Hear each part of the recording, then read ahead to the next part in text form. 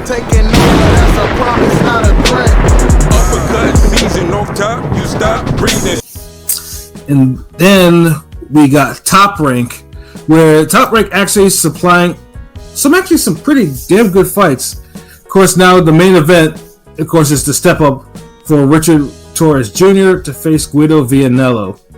And low-key, this fight does anger me because Vianello has gotten so many fucking chances, but Johnny Rice does not get no fucking chance. Well, he gonna get bodied. He should get bodied. He should too. And I mentioned before, Guido. I was in the house when Guido lost to Johnny Rice, and then they try to rob Johnny too by saying that punch was not the cut that caused. Yeah, that's complete bullshit. Was not caused by a punch. Complete bullshit, but it is what it is.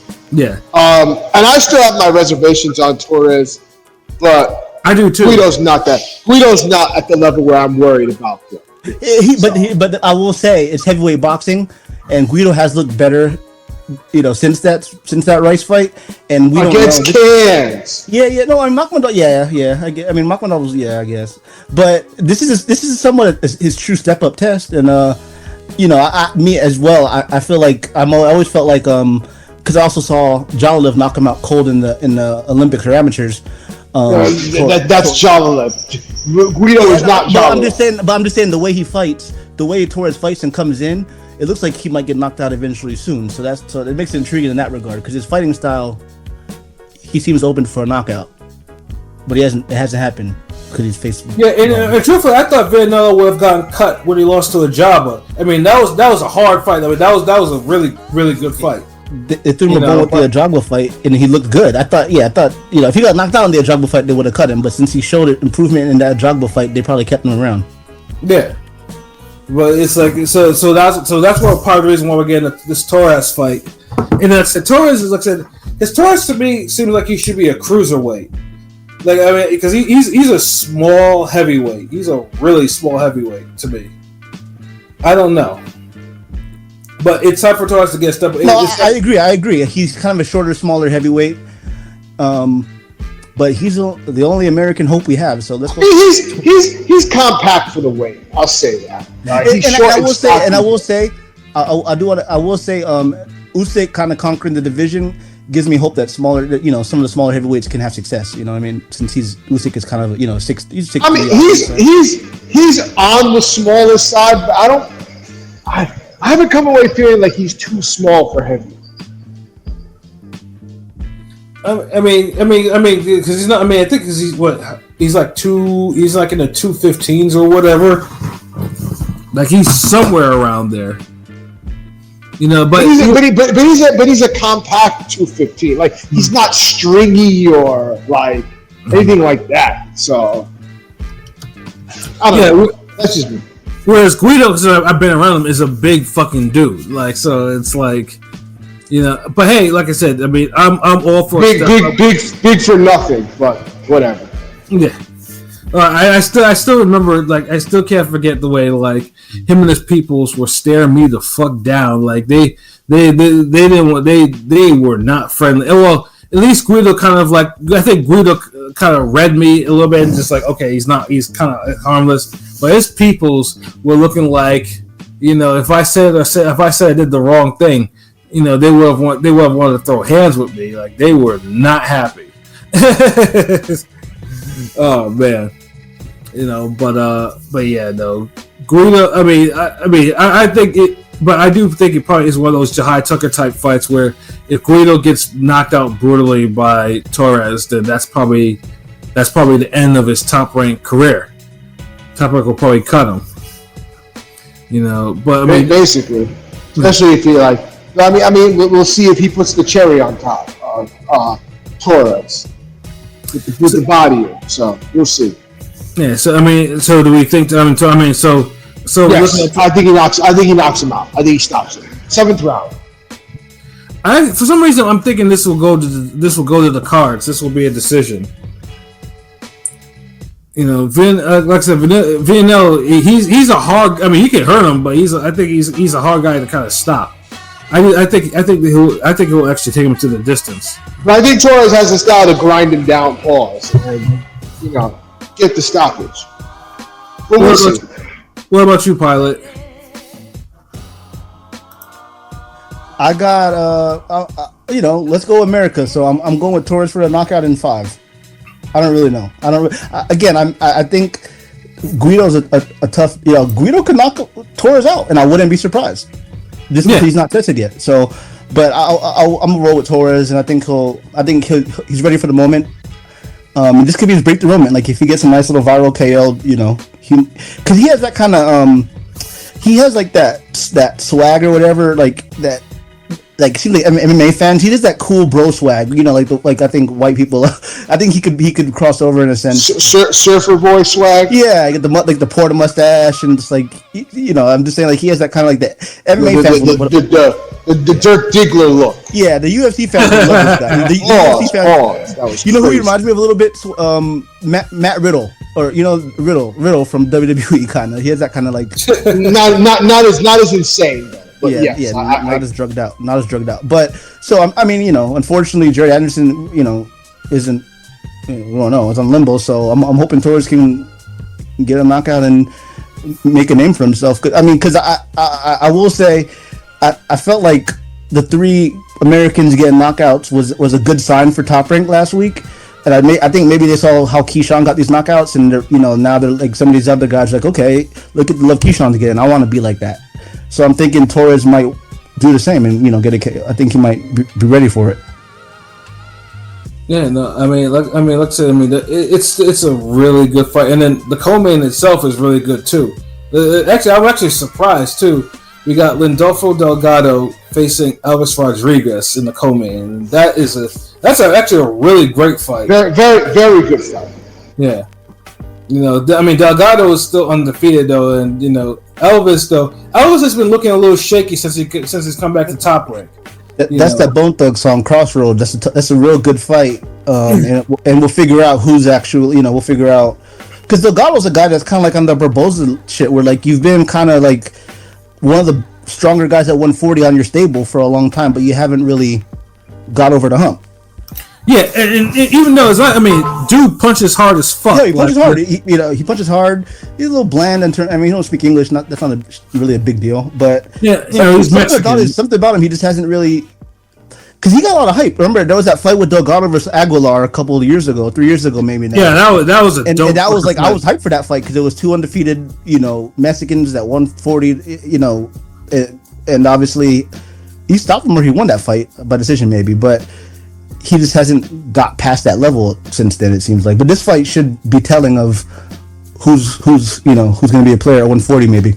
Yeah, Elvis. He's already got the one loss, and that was the Kenneth Sims Jr., which originally got him cut from Top Rank, but he hasn't been KO'd yet though. But the dude was dropped by a whole journeyman 2 fights ago. Like Filipino Jr., your countryman.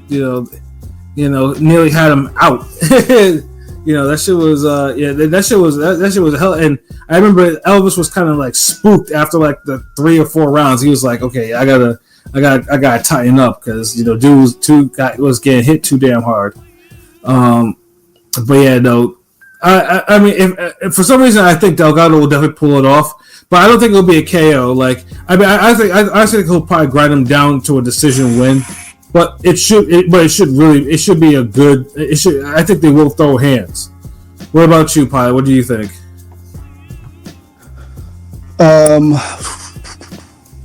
Yeah, this is tough. Give me a sec. I'll say Delgado's gonna win just because Elvis. He got dropped a couple fights ago. Remember that he got hit on the side of the head, and he ended up winning a decision. But that was surprising when he got dropped on that prelim. Yeah, the Filipino cat that was just mentioned. I think Lindolfo stops it. Yeah, I think Lindolfo might stop him or going to win a decision. I'll say decision just to be safe. I'll say decision for Delgado. What about you, P? Yes, I think Lindolfo stops him. Maybe a barn burner of a fight, but I think he stops him late. Yeah, honestly, if this is the time for Delgado to make a star-making performance, it's this fight. This is the fight he needs to do because Elvis has not been stopped yet. And if he wants to be a player at 140, this is the fight that he needs to do just to go out and just make it happen. But yeah, this is definitely one of those fights. And then even then, they also have another fight.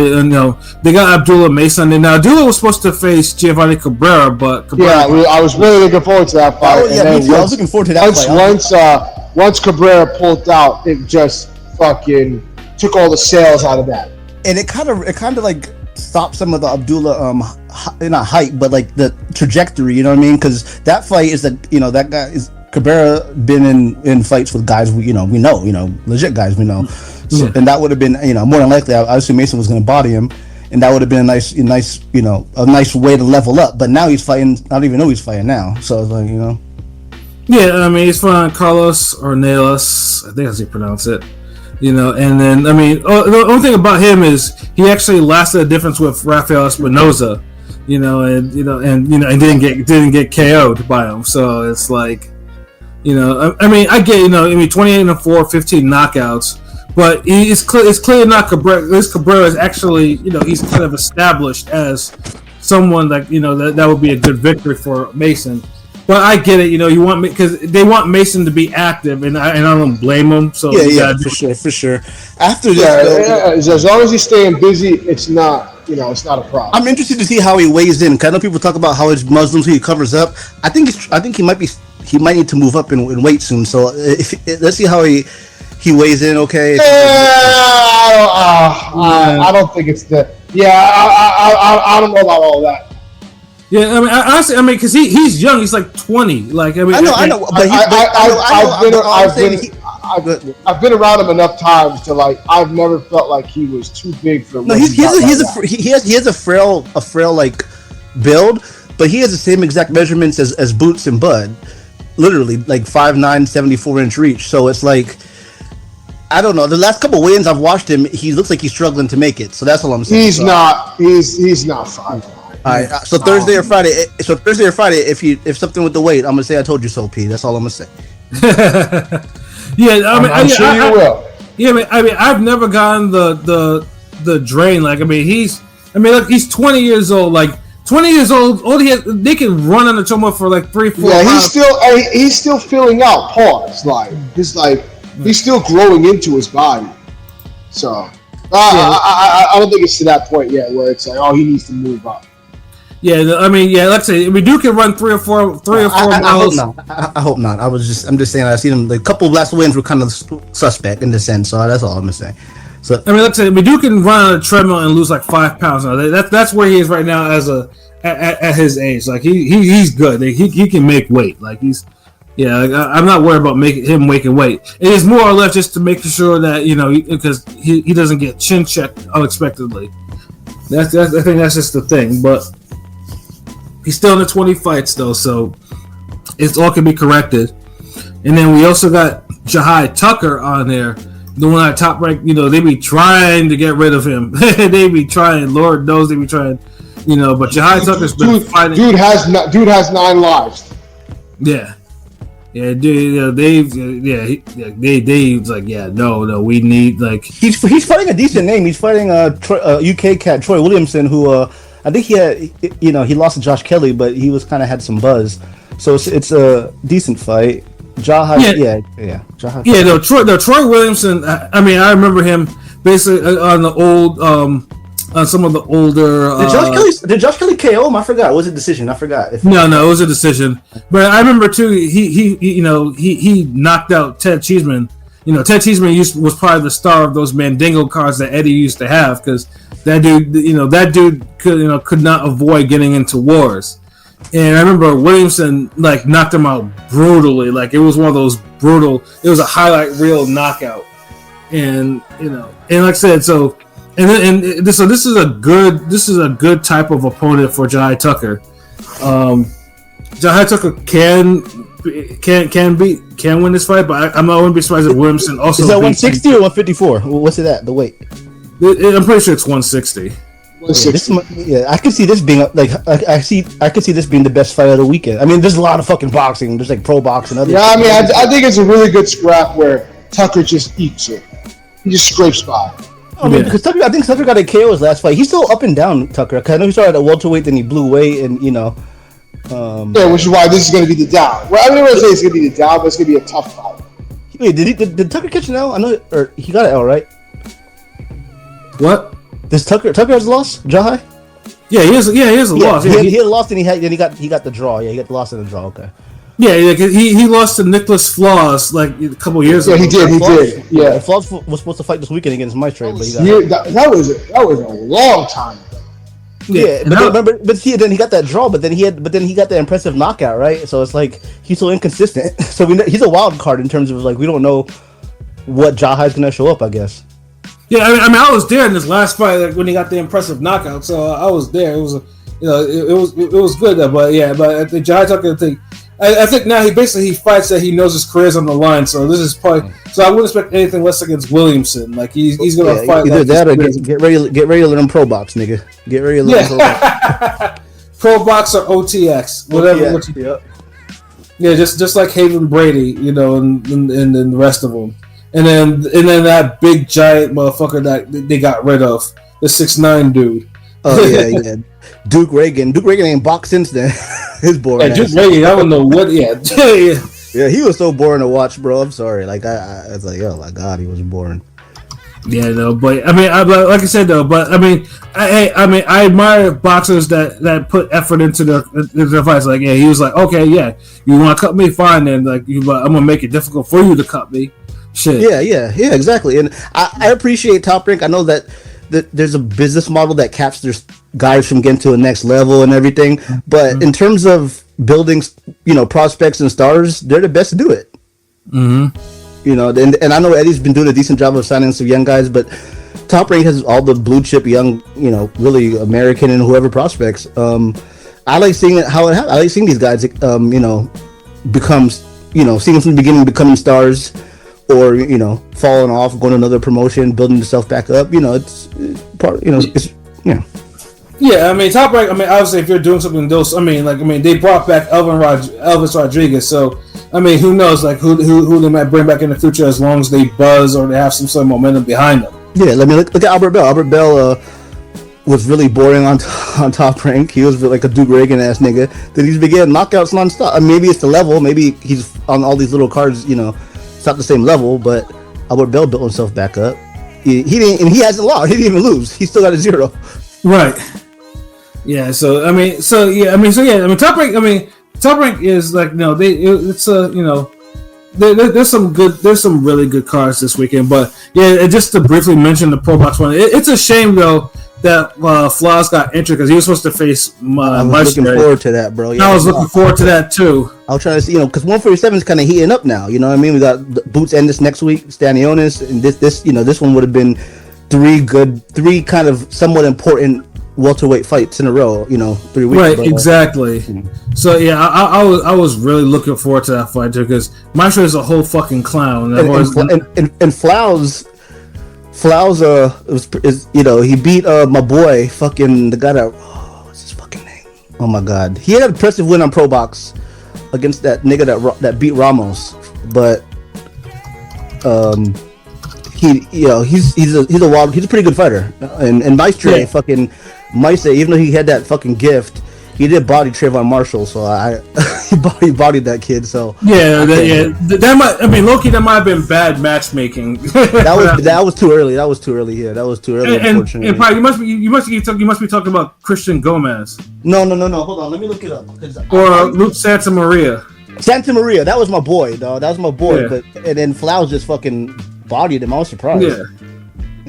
Yeah, but Flaus though, he got knocked out by Boca Chica, which is the Yeah. Boca Chica needs a spot back. Make welterweight great again, man. Make 147 the division. Come on, it can be there. It can get there. Get the 140 guys up. It can get there though.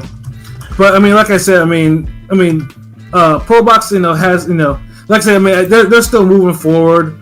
Fortunately, the main event though, the new main event though is someone who I'm not necessarily high on, Kent Cruz and Ricardo Rodriguez. Yeah, Kent Cruz is the one Gary Anton Russell bodied in a round, right? Yeah, Kent Cruz is not good.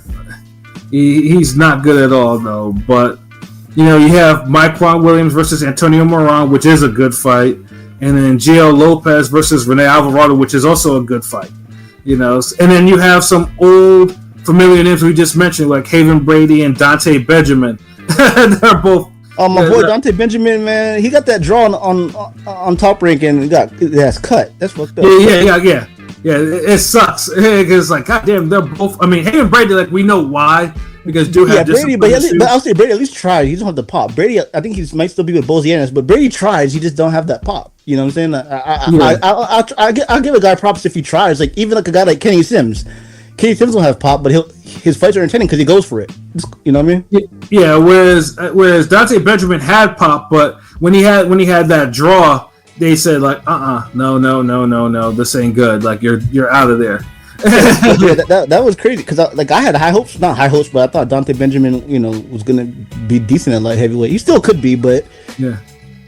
But in that draw too, he should have probably lost that fight too. I didn't see that. I don't know if he lost or not. No, he still has his. I'm saying I didn't know. I heard he actually got a gift for the draw, but I'm just saying. Yeah. He did get a gift for the draw. I remember that one. He did get a gift. So but like I said, there's plenty of boxing on for this weekend. So like if you like say I mean just pick your poison. Real quick, let me ask y'all on before I don't know what else. Do we have any more topics? No, we're getting ready to get up out of here. Okay, real quick before we go, I just want to ask y'all in regard to Brian Norman, who on that Ryan Garcia, Rolly Romero card, who would you favor the most to be able to move up? Because they're all 140, 147 pretty much. Who would you favor to move up out of all those guys? One name to beat Norman or give Norman the best shot to lose. Ryan. I see Ryan too, unfortunately, because the left hook. But yeah, how about you, Pat? I mean, Ryan, like I said, because Norman has issues with counter punchers, and as much as Ryan, I think he lacks some fundamentals. That stupid left hook of his is like automatic. He's been boxing for 20 years. Yeah, he's been boxing for 20 years, so I think he has he knows how to box. But yeah, the fundamentals are a little off. But so yeah, and the left hook's crazy, and he's big for the weight. So and he's shown various ways of knocking people out with that left hook. Or knocking people down with that left hook. I mean, dude has stopped Duarte, who's hard to kind of hurt, you know, and he's knocked people out. He's knocked people out with catch and shoot left hooks. Yeah, so I know he's not a champion. I know he hasn't been a champion, but you know, certain guys that might have some flaws, like, and I'm just saying these names because it's similar in a sense. Tito Trinidad, Danny Garcia, that left hook bailed him out sometimes. You know, there were some flaws they had. But that left hook body dudes, so you know, Ryan is in the same sense similar to that. Yeah, you know, and that's the thing. But thing with Ryan, like I mean, obviously, like I said, you know, he's left hook though, but his fundamental. I mean, obviously, if the Haney fight, if dude had not made weight and didn't pop dirty, then yes, he would have gotten a belt. You know, but yeah, it's like I mean, Who knows if even then the Rolly fight is for a stupid regular title, which shouldn't be at welterweight. WB welterweight title. It's so stupid. Yeah, like it shouldn't be. But like I said, I mean, he would be the most. I would say pick. I mean, Teofimo Lopez can do it too. Don't get me wrong. That Teo Barboza fight makes me. That's a true like test of Teo in the future. I felt like if he. You know what I'm saying? And Haney, we got to see how Haney looks. I just think right now Haney against a puncher might not. It might be a struggle. Yeah, and then Ramirez is probably the least. No, he's the second least likely. I mean, Rolly would get his ass beat. The reason I ask is just because I was watching the Boxing Voice and they were interviewing Brian Norman Sr. and the dad and the host Ness was like, "Hey, somebody wants to spar your son. Can I ask your son?" And I was like, who? And it's a champion. And I was thinking either it could be Bakram because he's on the show sometimes, but it was actually Devin Haney approached Norman to spar, but Norman said no because potential future opponent. So that's right. Yeah, and that's cool. Like, yeah, that's not a bad decision to make though. But Ryan's left hook because he functions more as a counter punchy. Well, and that's the type of shit he might hit on with some shit that he doesn't see. Yeah, So, Tank being short really helped him in that fight. Tank being much shorter than Ryan helped a lot in that fight. Whereas Tank functioned as a counterpuncher and was able to cut. Yeah, so because he digged them in the body. You know what I'm saying? Yeah, exactly. But I think that's our show for tonight too. Like, so I mean next weekend, it'll be Boots and Stanionis, and can't wait for that fight, But yeah, like I said, until then, enjoy these the appetizers. Who knows? Maybe we might get a fight of the year from one of these cards. Who knows? But yeah, for myself, Pat Scorpion, the representative, for King P. Bodega Bay, and for Conscious Pilot, this has been another wonderful episode of Real Talk, where as always, if shit's real, we talk about it. So until next time, peace.